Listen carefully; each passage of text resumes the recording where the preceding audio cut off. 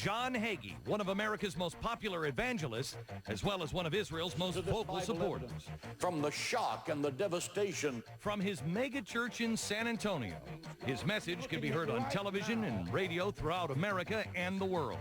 He will set his throne on the Temple Mount in the city of Jerusalem. He's also a best-selling author. His newest book, In Defense of Israel, warns of the impending nuclear threat caused by Iran. And it makes a case that the U.S. must act now.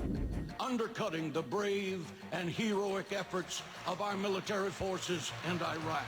Could the threat from Islamic extremists be a sign of the end times? And is the apocalypse almost upon us? The Reverend John Hagee joins me for an hour of honest questions tonight.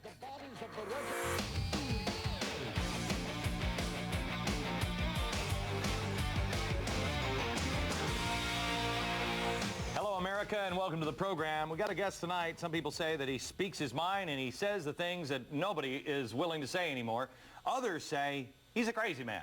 Tonight, you decide for yourself. He's Pastor John Hagee. Welcome to the program, sir. How are you?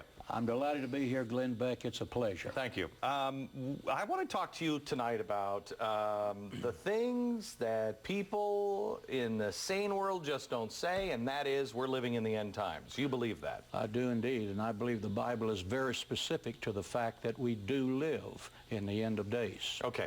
I want to get into the top 10 things of, what makes you say, because people have been saying that forever. Yes. They've been saying, the apostles said Jesus is coming back. They thought he was coming back right away. We're 2,000 years down the line and he still hadn't come back. So what makes you think that we're living in the end days? Well, there are 10 Bible signs that we're living in the end of days.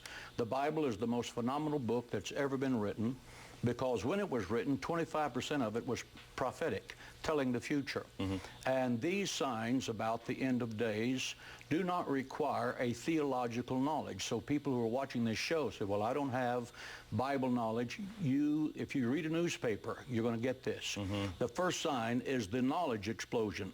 Daniel 12, the 4th chapter, God said to Daniel, I want you to shut up the book until the time of the end. That's a very important phrase, the end of days. When men shall run to and fro, and there will be a knowledge explosion.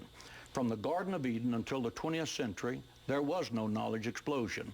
In transportation, people rode horses just as David, Julius Caesar, George Washington. Mm-hmm. And then came the car, the jet, put people on the moon. We are that generation that's having the knowledge explosion. The same thing has happened in communication. From the Garden of Eden to the 20th century, there was no differentiation. Then we came the ability of telegraph, telephone, television, telewoman. You can reach somebody on an airplane, right, talking to them. And now in the field of medicine, from the Garden of Eden to the 20th century, now with medicine, we've had to redefine death because we can literally keep someone alive on stimulants indefinitely. Okay, so the first sign is knowledge explosion. Second sign. Second sign is the rebirth of Israel. This is a very obvious sign. How did the people early on miss this one? Because that's a very important sign, and that didn't happen until Israel was reestablished. So how did everybody else say, oh yeah, I forgot about that one? Well, it had to do with the time that they were living in and the theological environment in which they were raised. My father, who was a Bible preacher, in the middle 40s, made this statement: if the state of Israel is not reborn, we have a reason to believe the Bible is not true. And believe me, for my father, who was a Bible scholar, that was a monumental statement. And the Bible speaks when the disciples came to Jesus and said, give us the signs of the end of time. When will the end of the world be? And I want to say, when we talk about the end of the world, it's the end of the world as we know it. Right. For someone to say that the world is going to end, that's simply not right. Right. The world is going to exist forever. Right, and it becomes 1,000 years of unbelievable peace and everything else. But you've got to, and we'll get into this a little later, you got to go through horrific times to get to that 1,000 years of peace. And I've often thought, when September 11th happened, I thought how quickly we will forget this. Remember how great we were and we united with everybody else. Yes. And it didn't take too long before we forgot. Yes. So for us to live this way for 1,000 years, what must it be like to teach us to be humble and remember and respect each other and everything else, it must be an incredible event.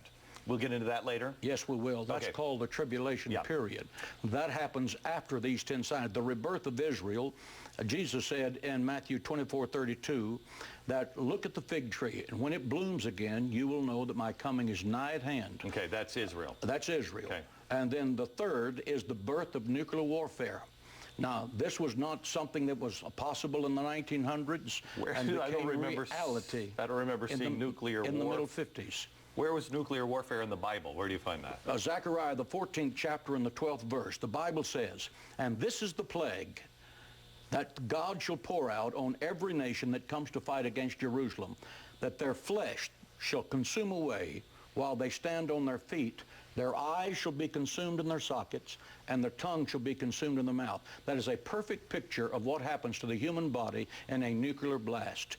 If you saw the videos of Hiroshima, that's exactly what happened. The H-bomb can produce heat of 150 million degrees Fahrenheit in a millisecond, and that's why the flesh can melt off of the body before your body can hit the ground. But it's a perfect description of nuclear warfare. Okay, hang on just a second. America? Happy Friday so far?